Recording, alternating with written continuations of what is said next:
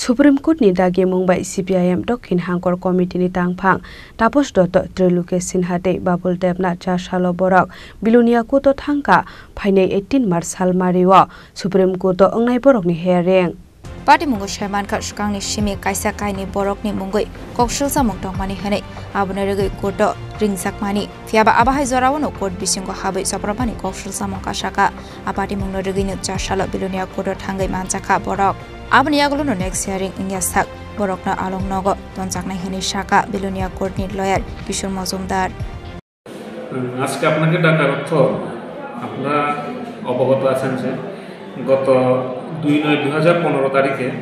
CPM এর যে একটা শাখা সংগঠন ট্রেড ইউনিয়ন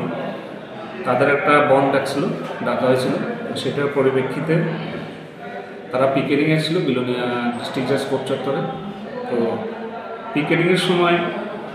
তাদের দলীয় সমর্থকরা কিছু বিলোনিয়া কোর্টের ভিতরে ঢুকে হামলা উজ্জতি করে আমাদের মাননীয় যে ডিস্ট্রিক্ট জাজ ছিলেন রুই দাস পাল ওনার উপরও শারীরিকভাবে নিগৃহীত হন উনি সেই মোতাবেক তৎকালীন যে এসডিপিও শ্রী সুদীপ কুমার পাল উনি সুমতো কমপ্লেন নিয়েছিলেন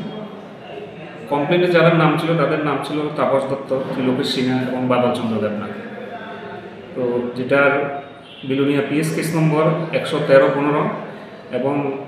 এটা চার্জশিট হওয়ার পর যেটা বিলোনিয়া কোর্টে যেটা মামলার নম্বর হয়েছে পিআরসি ডব্লিউপি 94/2016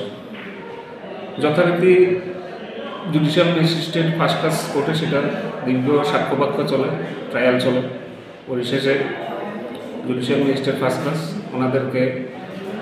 সেকশন 447-এ 2 মাস এবং সেকশন 353-তে 2 বছর পানিশমেন্ট দেন তো ওই পানিশমেন্টের এবং এগেনিস্টে জাজমেন্টের এগেনিস্টে ওনারা বিলোনিয়া ডিস্ট্রিক্ট কোর্টে আপিল করেন সেখানে ওনাদের শাস্তি বহাল থাকে পরবর্তী সময় ওনারা আবার অনারেবল হাইকোর্ট ত্রিপুরাতে আপিল করেন সেখানেও বহাল থাকে পরে আবার ওনারা ওই কেসের জাজমেন্টের এগেনিস্টে অনারেবল সুপ্রিম কোর্টে আপিল দাখিল করেন তো গত কিছুদিন আগে সেটার শুনানি হয়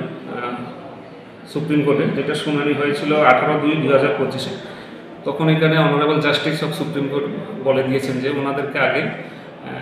জুডিশিয়াল কাস্টডিতে যাওয়ার জন্য তারপরে সেখানে শুনানি চলবে সুপ্রিম কোর্টে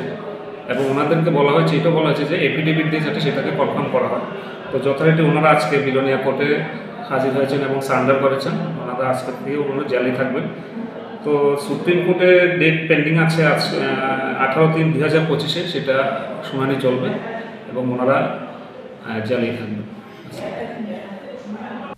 ব্যুরো রিপোর্ট চিনি খরাং।